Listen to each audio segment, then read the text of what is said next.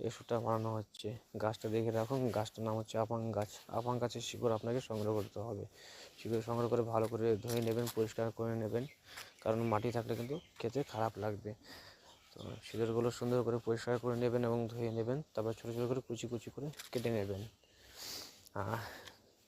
শিকড়গুলো কুচি কুচি করে কেটে নেবেন, ছোটো ছোটো করে কেটে নেবেন, কারণ মিক্সিতে পেস্ট করতে নাহলে অসুবিধা হয়ে যাবে। কেটে নেওয়ার পর আমি বেশ করে আরও একবার ধুয়ে নেব, যাতে মাটি বা নোংরা না থাকে। তো ধুয়ে নেওয়ার পর মিক্সিতে আপনাকে পেস্ট করতে হবে। যেহেতু আমি একবারে বেশি দিয়ে দিয়েছি, হয়নি, তারপর অল্প অল্প করে দিয়েছিলাম। তো অল্প অল্প করে পেস্ট করে নেবেন এবং মানে ভালো করে পেস্ট করে নেবেন, যাতে ভালো করে পেস্ট হয়। তারপরে 2-3 চামচ চিনি দিয়ে দেবেন, পারলে একটু মধু দিয়ে দেবেন। মধু দেওয়ার পর ভালো করে পেস্ট করে নেবেন। তারপর ছোটো ছোটো গোল গোল বড়ি বানাবেন। তারপরে 3-4 দিন শুকাবেন বড়ি।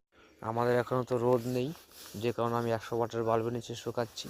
তো আপনারা যে কোনো কারণে শুকিয়ে দেবেন, আর এতটা শুকাবেন যাতে একটু থালার উপরে পড়লে শব্দ হয়। পুরোপুরিভাবে শক্ত করে শুকিয়ে নেবেন। শুকানোর পরে সকালে একটা বড়ি খাবেন খালি পেটে, আর একটা বড়ি খাবেন রাত্রে ঘুমানোর আগে। 7 দিন ওষুধটা খেতে হবে। 7 দিন খেলে আপনার সাদা স্রাবের সমস্যা পুরোপুরি ঠিক হয়ে যাবে। আর পেয়ে যাবেন ওষুধটা খুব ভালো। ডাক্তারের ওষুধ অত তাড়াতাড়ি কাজ হবে না, যত তাড়াতাড়ি এই ওষুধটা কাজ করবে।